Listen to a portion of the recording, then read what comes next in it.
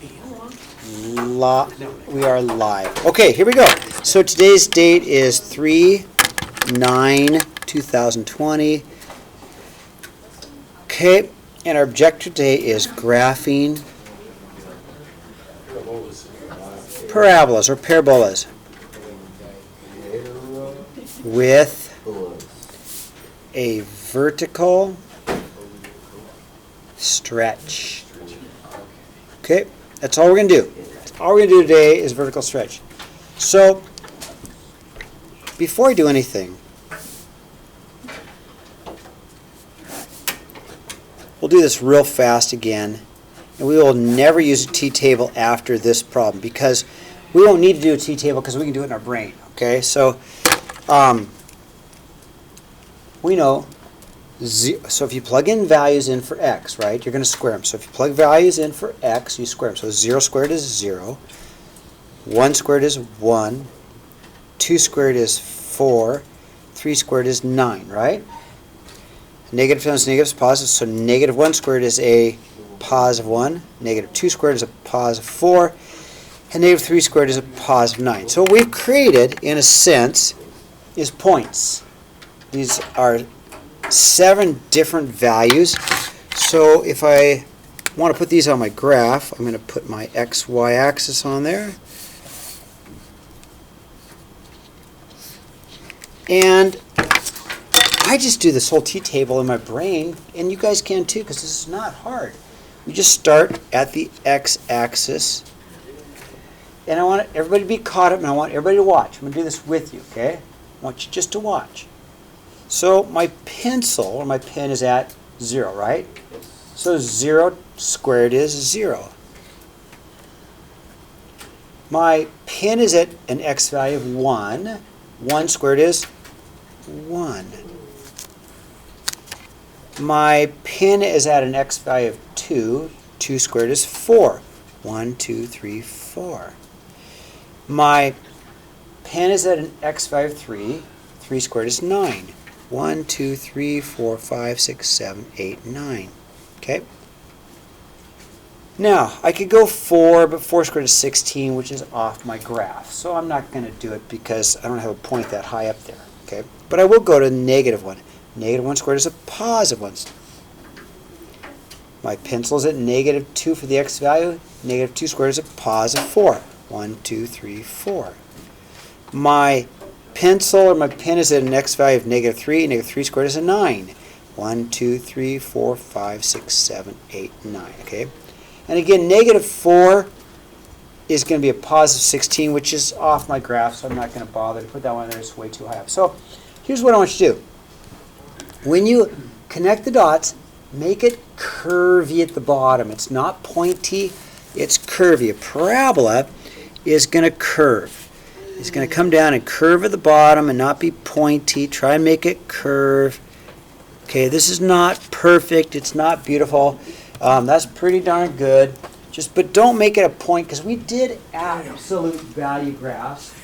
And our absolute value graphs were pointy, right? There are V's. These are not V's. It's going to have a little curvature at the bottom, okay? So, now, we're going to do the same thing, for example, 2, and we're going to do it in our head.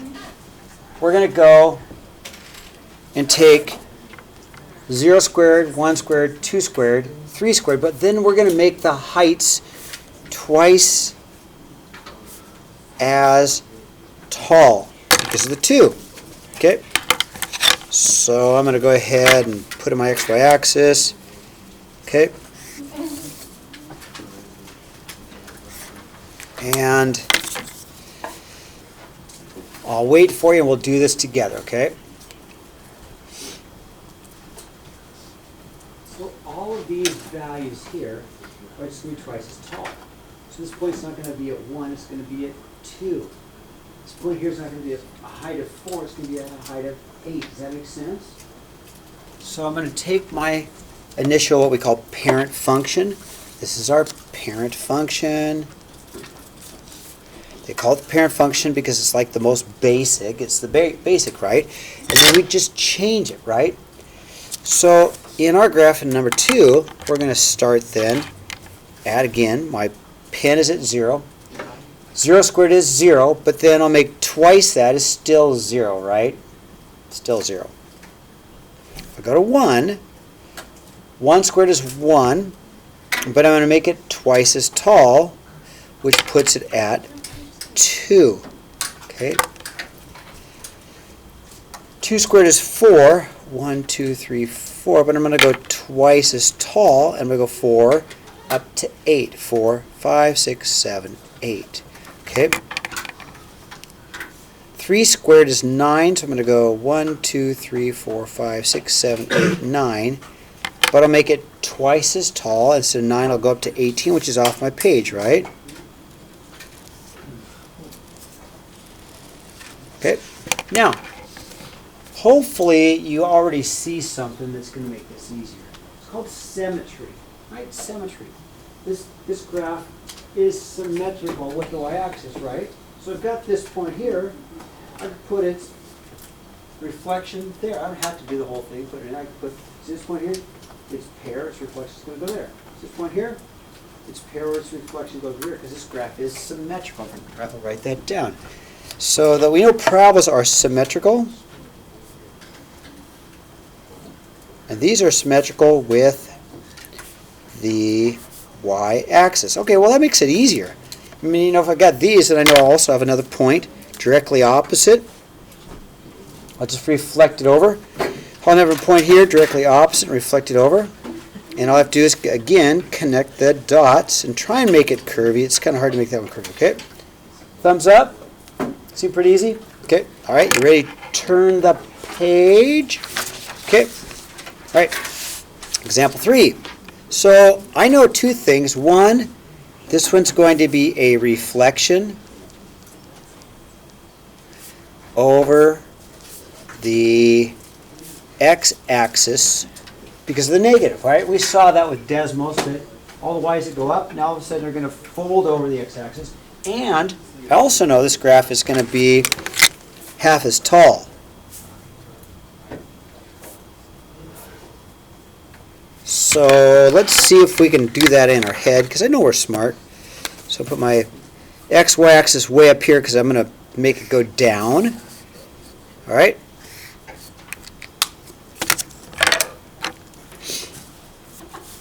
Okay, let's see if we can do this. So my pencil or my pen is at 0. 0 squared is 0, right? Half of 0 is still 0. Okay. If I go over 1, my pencil's at 1. 1 squared is 1, but half of 1 is 1/2. I'll say it again. 1 squared is 1, but half of 1 is a half. But I went down because it's negative, right? 2. My pencil's at 2. X value 2. 2 squared is 4. 1, 2, 3, 4. But I want half of 4, which is 2. Okay? My pencil's at 3, right? 3 squared is 9. If I take half of 9, I'm what? 4.5, right? 4.5, totally right. So 1, 2, 3, 4.5. I could even do 4, right? 4 squared is 16. Half of 16 is 8, right? 1, 2, 3, 4, 5, 6, 7, 8. Now, I'm going to draw in an invisible line. And you already know what the invisible line is. So this is an invisible line. And it's called the line of symmetry. It doesn't really exist. It's invisible. But I know the line of symmetry helps me reflect the other points. So here's my line of symmetry. So I have another point directly opposite on the y-axis. Got another one directly opposite of that. I can fold this one over here. I'm going to fold this one here. And I draw in my parabola. Pretty easy, huh? Okay. All right. Example 4. So I've got a parabola that has points at -2, 2, and 4, 2. What is a possible vertex? So I think the easiest way to do this, really, is to graph it. So I'm going to try and do a nice graph as best I can. It doesn't have to be perfect, but if I do a graph like this, let's see here. And I go So let me go 1, 2, 1, 2, 1, 2, 3, 4. So I've got a parabola that has points at negative 2, 2, and another one at 4, 2, okay? So the parabola, am I going too fast? Am I getting too ahead of you? So my parabola, come on, could be, you watching? Could be like this, right? Could be like this, right? Could be like this, right? Could be anything except for one thing that all these things have in common. That's where the middle is, right? You guys take a look at this, the middle of this graph. Yeah, see it, I heard it. Where's the middle? So you guys ever agree the middle's got to be here? Ever agree with that? How'd you get 1? 1's totally correct. How'd you get 1? It's in the middle, right? It's in the middle. I mean, if I've got over 2, 4, let's see, in the middle of that I got a span of 6. So it's over 3, 3. So then my vertex, the middle point's got to be on that. You guys agree with that? So there are many answers to this, but I know for sure the vertex has to be at 1. Raleigh, give me any number. 1? 67. 67. There you go. Joey, the vertex has to be at 1. Give me any number. 12. The vertex has to be at 1. Alex, give me a number. Can you just write X? 13, right? So we know that no matter what, the vertex has to be at x equals 1 something, right? Okay, thumbs up. Does that make sense? Okay, good. Not hard. Okay, almost done. Okay, we'll do this. Okay. Now, let's slide it up to number 5. We'll be done. Okay. Example 5. So, if fx equals some a of x squared, but we want to find a. I don't know what a is. A is either going to be positive, it's going to go up. A could be negative, go down. A could be really a small fraction, be wide. A could be a big number. But what I want to do is find a. But I've got some hints. I got a point. It's got to go through 2, 5. 2 is the x value. 5 is y value, right? 2 is the x value. So let's put my 2 here. Now let's put my negative 5 for f of x. So f of x and y are the same thing. Let me rewrite this, okay? So really, let's rewrite y equals ax squared. And what I can do is put my 2 in for x and my negative 5 in for y. So I could go, okay, I go negative 5 equals a times my 2 squared, right? Well, I could solve for a pretty easily. I can do this. So I've got negative 5 equals 4a. You okay with 4a? 2 squared. Solve, divide, divide. A is negative 5, 4. So my equation would be f of x equals negative 5 fourths x squared. Ta-da! What do you think? Thumbs up? Easy day?